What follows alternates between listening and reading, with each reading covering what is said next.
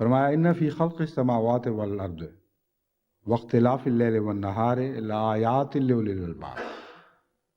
देखो आसमान और ज़मीन की पैदाइश में और रात और दिन के अदलने बदलने में यकीनन निशानात हैं उलुल अलबाब के लिए, साहिब अक्ल लोगों के लिए। साहिब अक्ल लोग क्या करते हैं? अल्लज़ीना यज़कुरून अल्लाह क़ियामन व क़ूदन। साहिब अक्ल वो लोग हैं जो अल्लाह को याद करते हैं खड़े होकर भी, बैठ कर भी, वाला जुनूबहिम, और रात को लेटे हुए या दिन को लेटे हुए भी, व यतफ़क्करून फ़ी ख़ल्क़िस समावाति वल अर्द, और हमेशा ज़मीन व आसमान की पैदाइश पर फ़िक्र करते रहते हैं, गौर करते रहते हैं कि खुदा ताला ने ये क्या पैदा किया, इसमें क्या हिकमतें हैं, क्या लताइफ पोशीदा हैं उसकी तख्लीक में।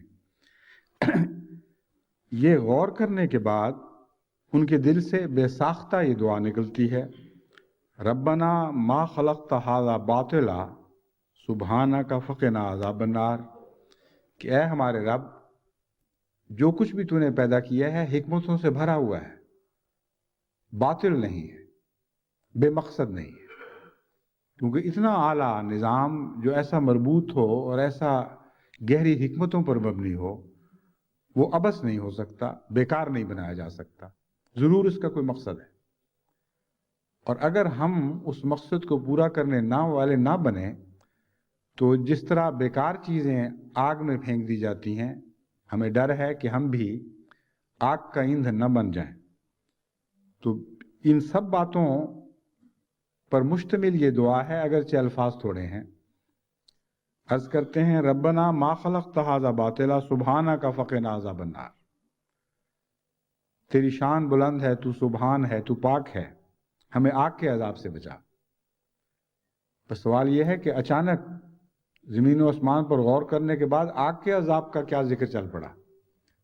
वो मैं आपको समझा रहा हूँ कि वो जिक्र इस मज़मून में मख्फी है, इसके अंदर ये जिक्र मौजूद है, अगरचे ज़ाहिरी आंख से दिखाई नहीं देता। मुराद यही है कि जब वो ये मज़मून पा जाते हैं कि इतनी अजीम शान कायनात जो इतनी लताफ़तों और हिकमतों के साथ बनाई गई है, और अरब हा अरब साल जिसकी तख्लीक को पाया तकमील तक पहुँचाने में लगे, ये बेमानी और बेकार नहीं हो सकती। एक इंसान एक गुल्ली डंडा भी बनाए तो उसका एक मकसद होता है। कोई मामूली सी खिलौना भी बच्चे घर लें या मिट्टी से बना लें तो उसका भी एक मकसद हुआ करता है। जब वो मकसद पूरा ना हो तो फिर उसे या रद्दी में फेंक दिया जाता है या आग में जला दिया जाता है। हर पुर्जा जिस मकसद के लिए बनाया जाता है, उस मकसद को जब वो पूरा करना छोड़ दे तो जंग में चला जाता है। पुरानी कारें आपने देखी होंगी कि वो ऐसी जगहों में भिजवा दी जाती हैं जहाँ बड़ी बड़ी मशीनें उनको चुड़मुड़ करके महज लोहे का ढेर बना देने पे लगी रहती हैं, और आनन फानन उन कारों के हुलिये बिगड़ जाते हैं और वो महज लोहे के टुकड़े रह जाते हैं बाकी। मकसद क्या है? मकसद ये है कि हर वो चीज़ बाकी रहे जो मुफीद है, जो उन मकासद के मुताबिक है जिन मकासद के लिए पैदा किया गया, और हर वो चीज़ रद्द कर दी जाए और उसे कलअदम कर दिया जाए जो मकासद को अदा करने से आरी हो गई, क्योंकि उसके रहने का अब कोई जवाज़ नहीं रहा। उनके लिए आग बनाई गई है।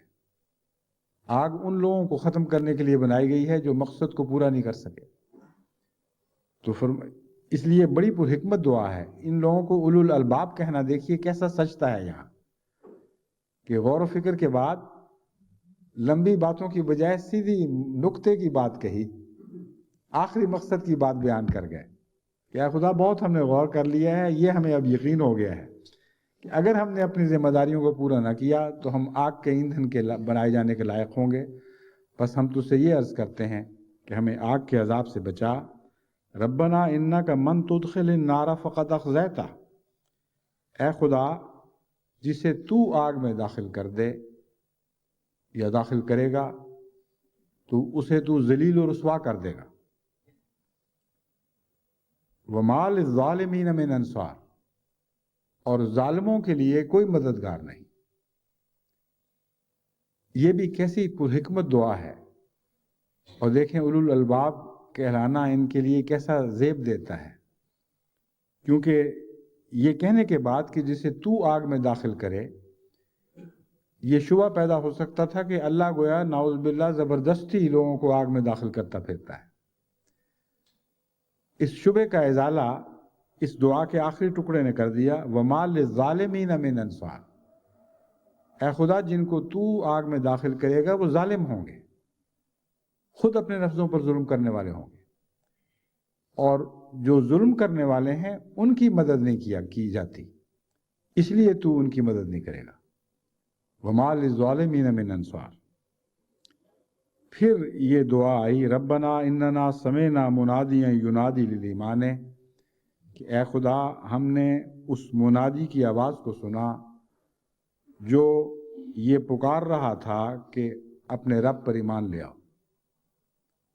اس کی یہ ندا تھی کہ اے لوگو تم خدا اپنے رب پر ایمان لے آؤ. بس ہم نے اس پکار کو سنا اور ایمان لے آئے. اس ایمان لانے کے نتیجے میں کیا طلب کیا جاتا ہے؟ اولو الالباب یہ عرض کرتے ہیں، ربنا فاغفر لنا ذنوبنا. اے خدا پہلا مطالبہ تو ہمارا یہ ہے کہ اب جب ہمیں نئی زندگی عطا کی گئی، نئے دور میں ہم داخل ہو رہے ہیں، تو ہمارے پرانے گناہوں کا شمار نہ کیا جائے. کلین سلیٹ، بالکل صاف تختی کے ساتھ ہم دوبارہ اپنی ایک نیا زندگی کا سفر شروع کریں. لیکن یہ کہنا بھی کافی نہیں، کیونکہ بہت سی برائیاں زندگی کے اندر اس طرح داخل ہو جاتی ہیں جیسے فطرت ثانیہ بن گئی ہوں، اور محض ایمان لانے کے نتیجے میں وہ از خود بیماریاں جھڑ نہیں جایا کرتی. پرانے گناہ تو بخشے گئے، لیکن بد عادتیں جو زندگی کا حصہ بن چکی ہیں وہ کیسی چھوٹیں گی، اور ان کے نتیجے میں جو نئے گناہ پیدا ہوتے رہیں گے ان کا کیا بنے گا؟ تو دیکھیے یہ صاحب عقل لوگ کیسی اچھی دعا کر رہے ہیں. کہتے ہیں وَكَفِّرْ عَنَّا سَيِّئَاتِنَا، پہلے کی بخشش، اور آئندہ ہماری وہ برائیاں ہم سے دور کرنا شروع فرما دے جو برائیاں ہمارے ساتھ لاحق ہو چکی ہیں، بیماریوں کی طرح ہمیں چمٹ گئی ہیں، جن کو دور کرنا ہماری طاقت میں نہیں ہے. بس ایمان لانے کے ساتھ ہی سب برائیاں دور نہیں ہو جایا کرتی، اور یہ خصوصاً ان مسلمانوں کو یاد رکھنا چاہیے جو دنیا میں تبلیغ اسلام کر رہے ہیں. محض تبلیغ کے ذریعے کسی کو مسلمان بنا لینا اور یہ سمجھ لینا کہ فرض ادا ہو گیا ہرگز کافی نہیں، کیونکہ بہت سے ایسے ایمان لانے والے ہوں گے جو سچے دل سے توبہ بھی کر چکے ہوں گے، لیکن اپنی بہت سی بدیاں ساتھ لے کر آئیں گے جن سے چھٹکارا پانا ان کے بس میں نہیں.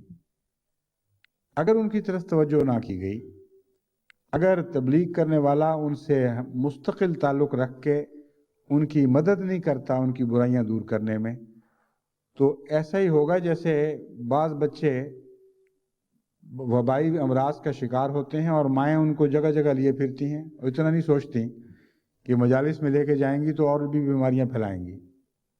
کئی مائیں میرے پاس بھی لے آتی ہیں، جب میں پیار کر چکتا ہوں تو بتاتی ہیں کہ اس کو تو فلاں وبائی بیماری ہے. اللہ تعالیٰ حفاظت فرماتا ہے، وہ الگ بات ہے، لیکن یہ جو مضمون ہے اس کو ضرور پیش نظر رکھنا چاہیے. قرآن کریم نے ہمیں بتایا کہ اولو الالباب اقرار کرتے ہیں کہ محض ایمان لانے کے نتیجے میں ہم پاک و صاف نہیں ہو گئے، ہمارے گناہ بخشے بھی جا چکے ہوں تب بھی ہمارے اندر برائیاں موجود رہیں گی، اور تیری مدد کے سوا وہ برائیاں دور نہیں ہو سکتی. بس مومنوں کو نومبائین کی فکر کرنی چاہیے اور ان کے ساتھ لگ کر ان کی کمزوریاں دور کرنے میں ان کی مدد کرنی چاہیے، ورنہ اسی طرح کھلے چھوڑ دیے گئے تو باقی جماعت میں بھی وہ اپنی بیماریاں پھیلاتے رہیں گے. اگلا حصہ دعا کا اسے مکمل کر دیتا ہے. फिर वो अर्ज करते हैं वतवफ़ना माल अबरार। अब बुराइयां तो दूर करेगा अगर हमारी दुआ कबूल हो गई, लेकिन पता नहीं कितना वक्त लगता है। बाज़ बीमारियां उम्र का साथ दिए हुए होती हैं, लंबे अरसे से चिमटी हुई होती हैं, और पता नहीं कितनी उम्र बाकी है, इतने अरसे में वो मिट भी सकेंगी कि नहीं। मौत का कोई वक्त मुअय्यन नहीं। तो देखें उलुल अलबाब ने कैसी अक्ल वाली दुआ की, वतवफ़ना माल अबरार। ऐ खुदा मारना ना जब तक नेकों में शुमार ना हो चुके हों। तेरी मर्जी है आहिस्ता सेहत दे या देर से सेहत दे, मकसद ये है कि जब तक सेहत ना पा चुके हों हमें वापस ना बुला। आखिरी सांस इस हालत में ले रहे हों कि तू कह रहा हो कि तुम अबरार में दाखिल हो गए हो। कैसी प्यारी दुआ है। और उलुल अलबाब वाकई ऐसी दुआएं किया करते हैं और ऐसी दुआओं की दरख्वास्तें भी किया करते हैं। एक हज़रत मसीह मौऊद अलैहिस्सलाम की सहाबियाँ हैं लाहौर में, हमारे यहाँ बड़ी मुखलिस जमात की रुकन आमना सदीक़ा की वालदा, बहुत बड़ी उम्र हो चुकी है, गालबन 90 और 100 के दरमियान है, और लेकिन माशाअल्लाह होश व हवास खूब कायम। हज़रत मसीह मौऊद अलैहिस्सलाम के ज़माने की बातें याद।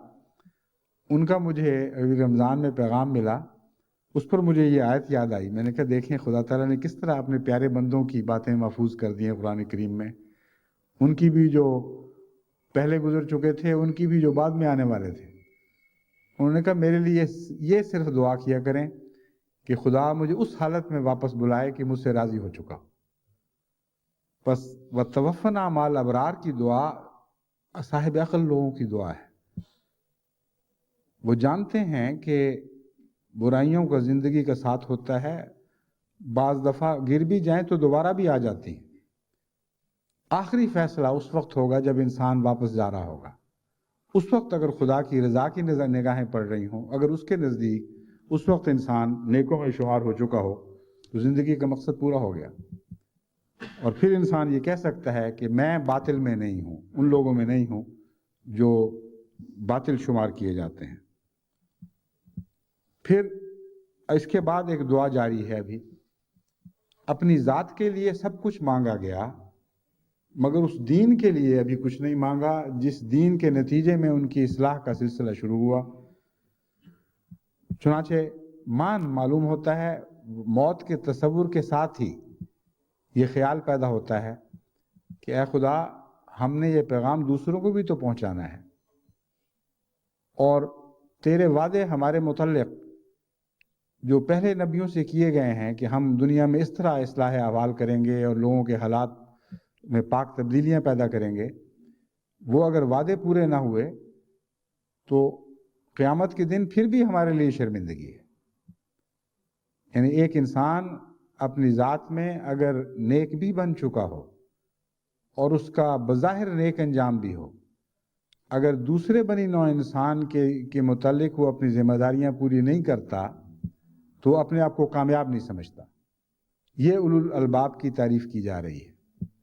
चुनाचे ये दुआ भी साथ बता दी कि रब्बना व आतना मा वाअतना अला रुसुलिका, ऐ खुदा वो सारे वादे हमारे हक़ में पूरे फरमा दे जिनका जो तूने पहले रसूलों को दिए थे कि हम आने वालों के साथ ये सलूक फरमाएंगे। अब ये क्या मतलब है वाअतना अला रुसुलिका? दरअसल यहाँ ये बात खुल गई कि ये सारी दुआ जो उलुल अलबाब की दुआ है, ये मोहम्मद मुस्तफ़ा सल्लल्लाहु अलैहि वसल्लम के ग़ुलामों की दुआ है। और जिन लोगों की बातें हो रही हैं, ये मोहम्मद रसूलुल्लाह सल्लल्लाहु अलैहि वसल्लम के ग़ुलामों ही की बातें हो रही हैं, क्योंकि एक आप ही की उम्मत है जिनके मुतल्लिक गुज़श्ता तमाम अंबिया ने खुशखबरियाँ दी थीं कि अल्लाह ताला उन्हें तमाम दुनिया में हर दूसरे दीन पर गालिब फरमाएगा। तो ये अर्ज़ करते हैं रब्बना व आतना मा वाअतना अला रुसुलिका, तूने गुज़श्ता तमाम अंबिया के हाथों जो हमें खुशखबरियाँ भेजी थी और वादे किए थे कि मैं उम्मत मोहम्मदिया से ये सलूक करूँगा, वो हमारे हक़ में पूरे फरमा दे। वला तुख़्ज़िना यौमल क़ियामा, क़यामत के दिन हमें ज़लील और रुस्वा न होने देना कि वो वादे जो हमारे साथ वाबस्ता थे वो पूरे ना हुए। अब अगर वादे पूरे नहीं हुए तो बज़ाहिर ये ख्याल जाता है कि अल्लाह ताला ने वादे पूरे नहीं किए, हालांकि खुदा तो वादे पूरे करता है। बस इस दुआ का आखिरी हिस्सा यह है, इन्ना का ला तुखलिफुल मियाद, जहां तक वादों का ताल्लुक है तू यकीनन वादा खिलाफी करने वालों में से नहीं, तू लाजिमन अपने वादे पूरे करता है। बस जब हम ये इल्तिजा करते हैं कि ये वादे हमारे हक में पूरे फरमा, तो मतलब है हमें इन वादों का मुस्तहिक बना दे, क्योंकि अगर हम मुस्तहिक ना रहे तो फिर ये वादे पूरे नहीं होंगे। लेकिन कसूर तेरा नहीं होगा, कसूर हमारा होगा। तो इस तरह कुरान करीम उन लोगों की राहों को हम पर आसान बना देता है जिनकी दो राहें उनकी दुआओं के नतीजे पर उन पर आसान बनाई गईं, और हमें नसीहत फरमाता है कि इस तरह ये दुआएं करते करते इस सफ़र में आगे बढ़ो।